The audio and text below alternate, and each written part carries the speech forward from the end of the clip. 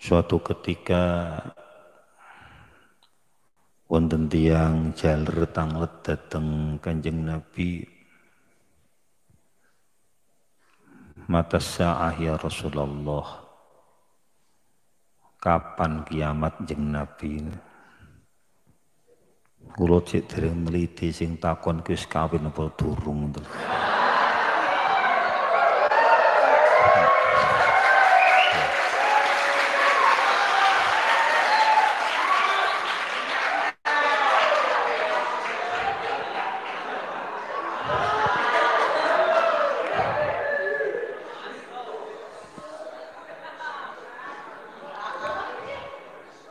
Granten takon ngoten niku biasa kudu memperhitungkan diri.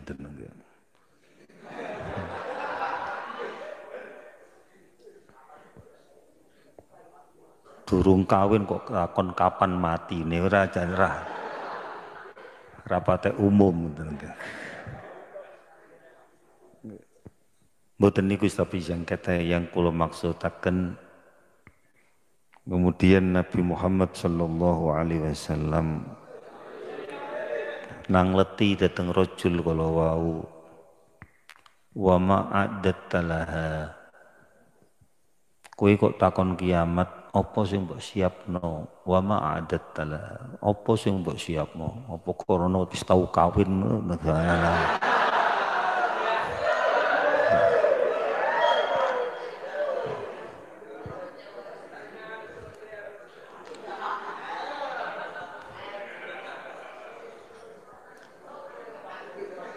Jawabe wong lanang niki mboten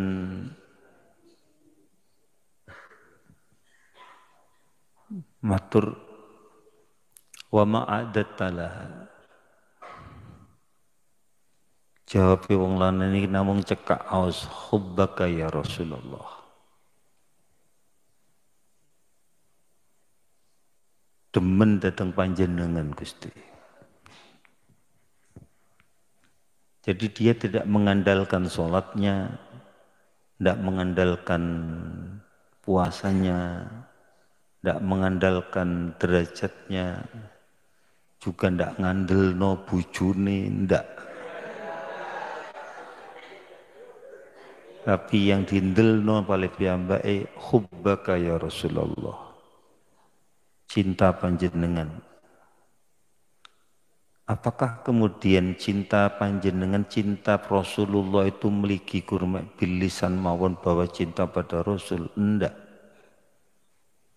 Sebab mencintai istri adalah bagian dari cinta Rasulullah sallallahu alaihi wasallam.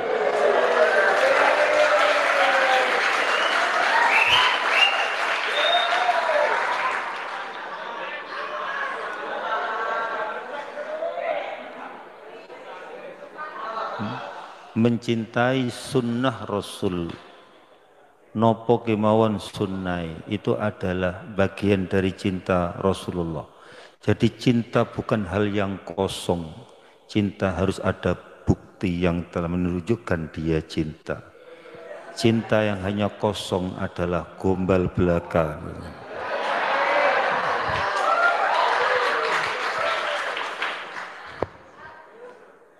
Jadi ini yang kemudian saya lebih terenyuh lagi adalah sebuah kata-kata sahabat Anas yang menceritakan tentang hal itu.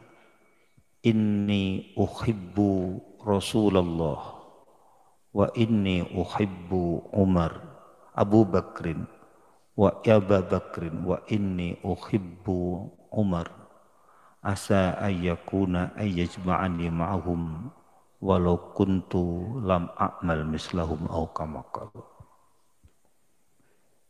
Aku kata sahabat dari tabi'in sahabat Anas mengatakan aku cinta Rasul, aku cinta Abu Bakar, aku cinta Sayyidina Umar. Kenapa yang disebut dua, Sayyidina Utsman di mana, Sayyidina Ali di mana? Karena ketika beliau mengatakan ini, pemerintahan masih dipegang oleh Sayyidina Utsman. Sehingga masih hidup tidak layak untuk kemudian ngomong saya cinta. Yang disebut adalah orang-orang mati yang kemudian menjadi sebuah pelajaran agar kita cinta mereka, cinta solihin, cinta para ulama, cinta para kiai, cinta guru-guru dalam rangka agar kita dikumpulkan bersama mereka. Kata sahabat Anas, saya cinta Rasul, saya cinta Abu Bakar, saya cinta Umar. Semoga Allah mengumpulkan aku bersama mereka walaupun aku tidak beramal seperti mereka.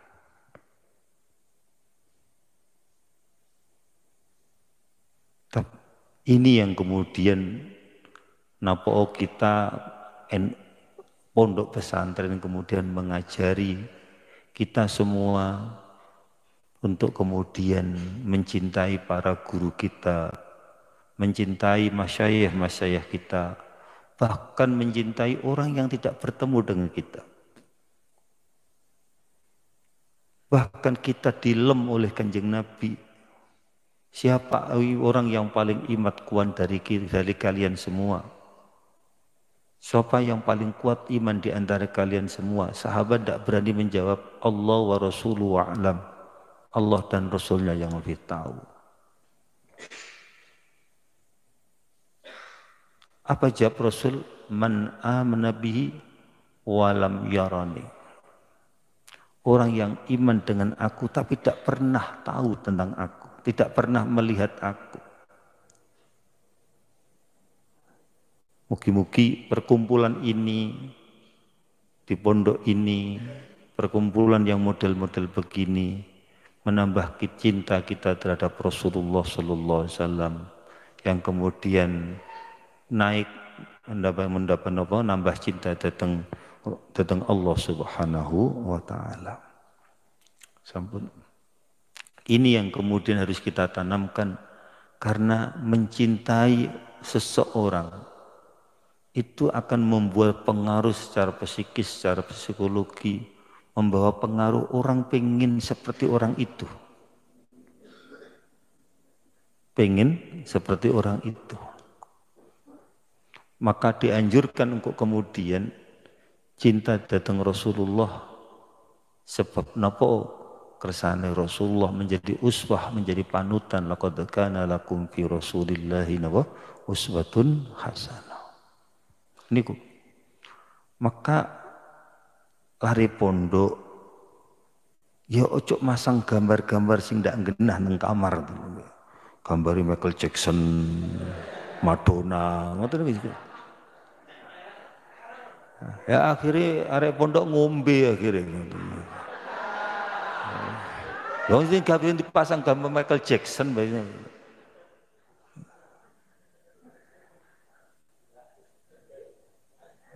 Ini penting.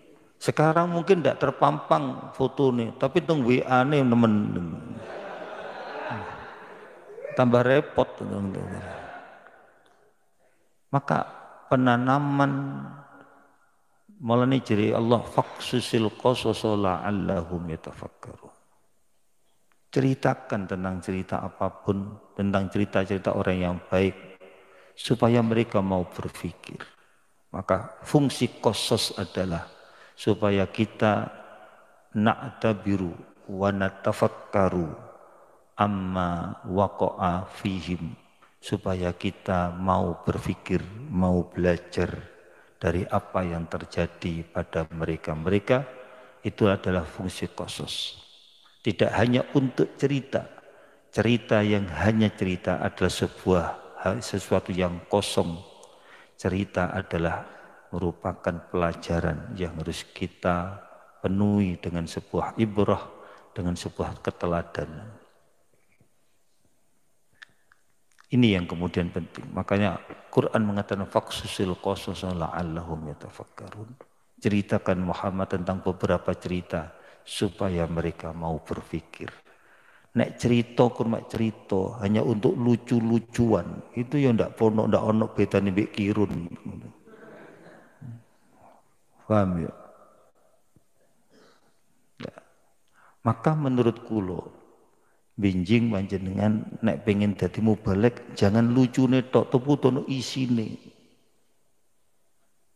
Saiki usum arek santri ku sing penting lucu. Ngundang mubalek sing penting lucu. Nek sing yo ojo lucu nih sing penting alim dhisik ojo lucu.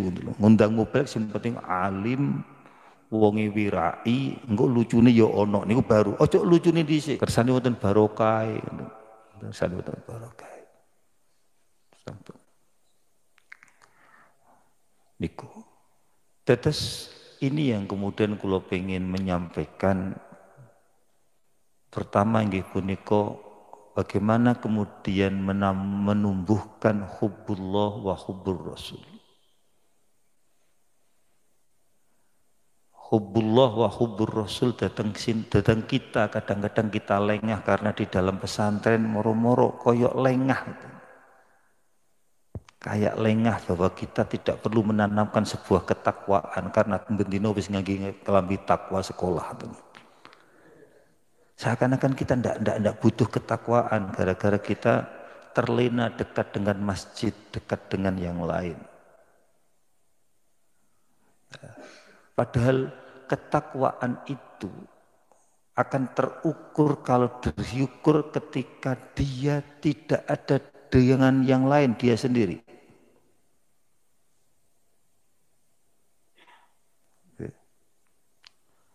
Kok ngoten?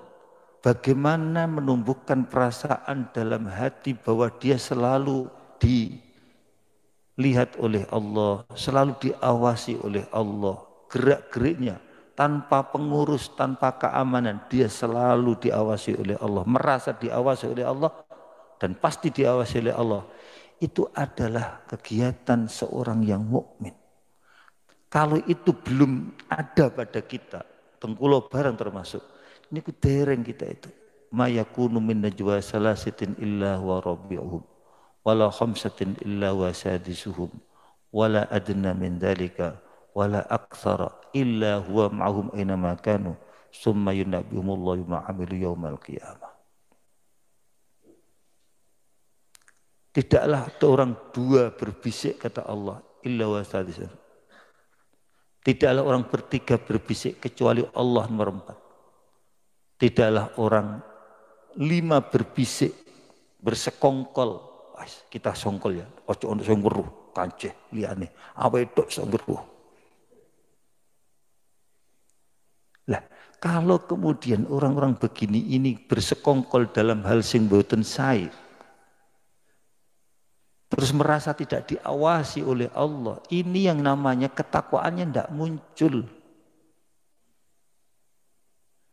Muncul takwa ketika begitu, merasa dimanapun dia berada, dia diawasi oleh Allah Subhanahu wa ta'ala. Ini kadang-kadang tauhid wis apal wujud kita mbak kok, tapi tidak melbu blas.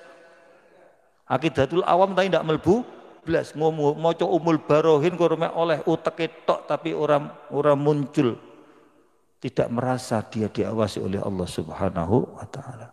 Maka Nabi berkata dalam sebuah hadis, la yasriku sariku wa huwa mu'min, wa la yazni zani wa huwa mu'min, wa la yazni zani wa huwa mu'min, wa la yashrabu syari wa huwa mu'min.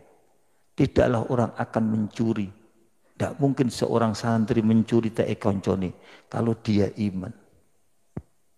Berarti nono santri gelem mbek barange wong liya ketika njipik. Berarti dia tidak ingat Allah. Imane mlayu waktu itu mungkin nanti. Demikian juga santri sing ngombe ya tutup ngombe kopi. Ya ngombe konoan iku. Sing sampai ditokno teko pondok iku lho maksudnya. Wala yashribu syari wa huwa mu'min. Dan tidaklah orang akan minum khamr kalau dia iman. Tidak akan. Loh, kalau ini mau dipasrahkan ke keamanan KB, mau diamankan, diasaskan pada pengurus, tidak iso.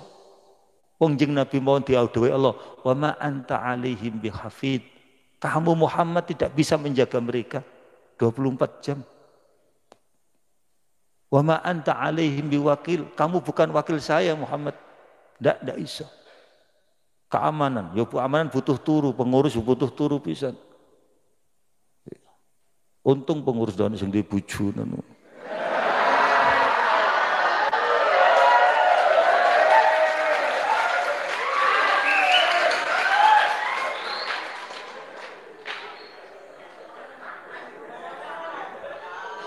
Ini maka kulo mungkin yang paling sor itu kadang-kadang santri, sinten mawon termasuk kulo, santri dimanapun juga tidak di pondok tengen.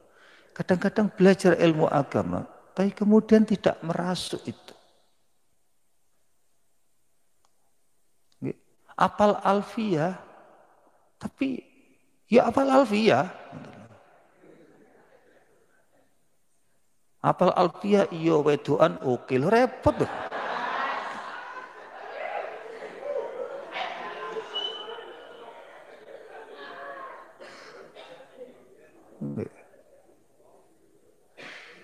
Ini sebetulnya esensi sebuah pelajaran agama yang kemudian agama tidak untuk kemudian digawe pajang-pajangan, digawe hebat-hebatan. Saya iling waktu barengi Kiai Hasyim Muzadi di Mekah. Satu malam kulo sewengi ndopok kali Hasyim Muzadi. Ya wonten Mekah ya, malih kulo malih dadi wong gedhe iso barengi itu. Nang kene ora payu, bismillahirrahmanirrahim. Jadi nek teng Mekah niki arek Mekah niku malih menteri malih butuh arek Mekah. Nek dadi mriki menteri ora nyopo, bismillahirrahmanirrahim. Ya sim sewengi ngejak kula ndopok kula. Saya ditanya nih nyeluk kula mundur, aku ditakoni nir kali mbek kiaiku. Dia menceritakan tentang kiainya. Aku duwe kitab wakeh nang omahku. Sim, digawe apa kitab iku Sim?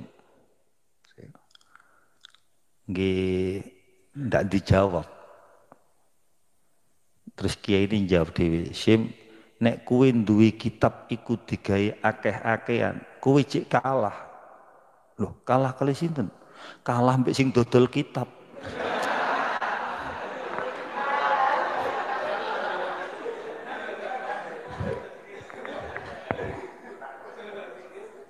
Maka ndak bisa kitab menjadi gul-gulan. Sampai duwe kitab wakeh. Wah, walim gitu, ndak mesti. Faham?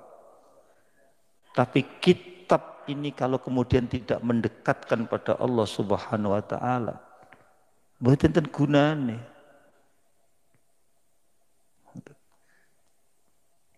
Karena inna akramakum indallahi atqakum. Luweh mulyane sira kabeh mungguhe Allah, bukan a'lamukum paling alim sira kabeh mboten. Maka ndak perlu susah wong sing ndak apal-apal alfiyah iku mbok menawa dadi atqakum. Tapi ojo sampai alfiyah ndak hafal ndak bleke oleh.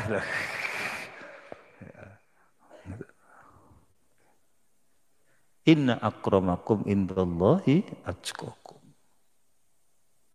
Allah di hadis innallaha la yanzuru ila siyabikum wala ila suwarikum walakin yanzuru ila qulubikum. Allah tidak melihat siapa kalian, pakaian kalian tidak dilihat. Tapi yo ojo terus sak penake dhewe. Krana ndak dironi pakaiane ndak dilihat terus mari ngono gawe sarung bolong kabeh. Terus sipuluke kuning banget ngono. Ora tau adus blas ngono iki. Ben diarani wali ning ngene. Wali kempro wis jenenge ngoten iki.